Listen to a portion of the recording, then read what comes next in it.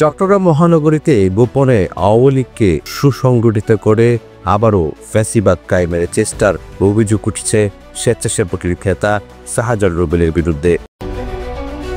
সাম্প্রতিক সময়ে অন্তর্বর্তীকালীন সরকারকে বিতর্ক করার উদ্দেশ্যে নেপথ্যে নানা অপকর্মে লিপ্ত রয়েছে তিনি, এমনটাই জানিয়েছেন সংশ্লিষ্টরা।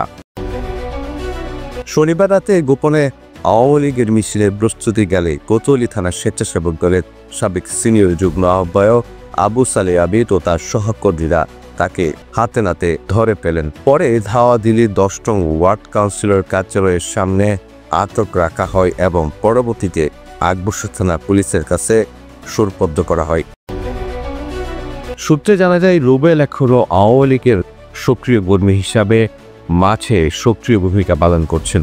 এছাড়া 5 আগস্ট পরবর্তী সময়ে আবু সালে আবিদের উপর যে পরিকল্পিত হত্যাচেষ্টার ছক কষা হয় তার অন্যতম কাণ্ডারি হিসাবে শাহজাহান রুবেলের নাম উঠে আসে। এর আগে তার বিরুদ্ধে রয়েছে জুলাই আগস্টে ছাত্রদের উপর নৃশংস হত্যা মামলা। অভিযোগ রয়েছে ফ্যাসিস্ট সরকারের আমলে করেছে অহরহ চাঁদাবাজি ও লুটপাট। স্থানীয়রা বলছেন, রাজনৈতিক সন্ত্রাস এবং গোপনে চক্রান্তের মাধ্যমে আবারও সহিংস পরিবেশ তৈরি করতে চাইছে একটি মহল। প্রশাসনের কাছে দৃষ্টান্তমূলক শাস্তির দাবি জানিয়েছেন তারা।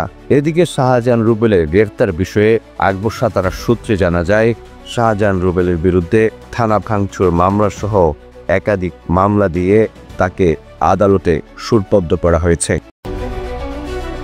আসিফুজ্জামান, প্রতিদিনের কাগজ, চট্টগ্রাম।